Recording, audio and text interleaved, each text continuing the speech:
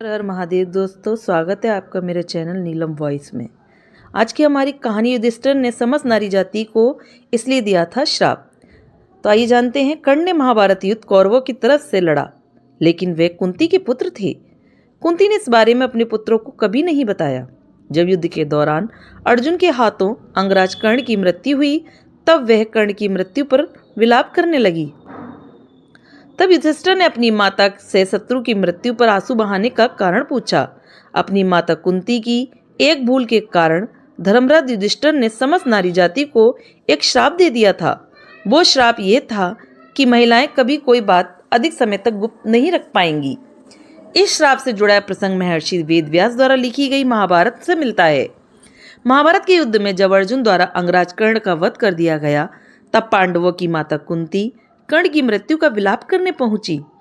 माता को कर्ण के लिए आंसू बहाते देख युधिष्ठिर ने कुंती से प्रश्न किया कि आप हमारे शत्रु की मृत्यु पर विलाप क्यों कर रही हैं? तब कुंती ने अपने अंदर लंबे समय तक छिपाई गई राज को सबके सामने उजागर कर दिया और कहा कि ये तुम्हारा शत्रु नहीं बल्कि ज्येष्ठ भ्राता है, और उन्हें कर्ण के जन्म की पूरी कहानी सुनाई, जिसे सुनकर युधिष्ठिर अत्यंत दुखी हुए और माता कुंती से कहा कि आपने इतनी बड़ी बात छिपाकर हमें अपने ज्येष्ठ भ्राता का हत्यारा बना दिया।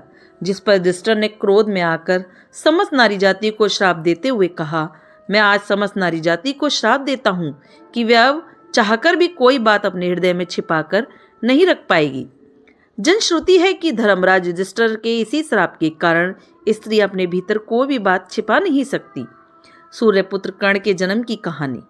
कुंती ने अपनी तपस्या से ऋषि दुर्वासा को प्रसन्न कर लिया था, जिस पर प्रसन्न होकर दुर्वासा ने कुंती को एक मंत्र तथा वरदान दिया कि तुम इस मंत्र द्वारा जिस जिस देवता का आवाहन करोगी, उसी उसी के अनुग्रह से तुम्हें पुत्र प्राप्त होगा। राजकुमारी कुंती ने इस मंत्र की परीक्षा लेनी चाहिए और सबसे पहले उन्होंने सूर्य देवता का आह्वान किया, जिसके फलस्वरूप कुंती को कवच कुंडलधारी सूर्यपुत्र कर्ण प्राप्त हुआ। परंतु लोकलाज के डर से कुंती ने उसको नदी में प्रवाहित कर दिया, लेकिन कुंती को अपने इस पुत्र का मोह हमेशा लगा रहा।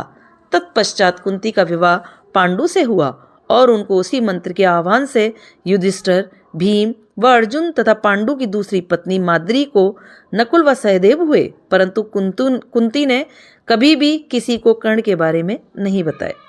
तो दोस्तों, आपको मेरी ये कहानी कैसी लगी? अच्छी लगी हो तो प्लीज़ लाइक करें, सब्सक्राइब करें, ज़्यादा से ज़्यादा शेयर करें। कहानी देखने के लिए, सुनने के लिए आप लोगों का मेरे चैनल पर बहुत बहुत धन्यवाद।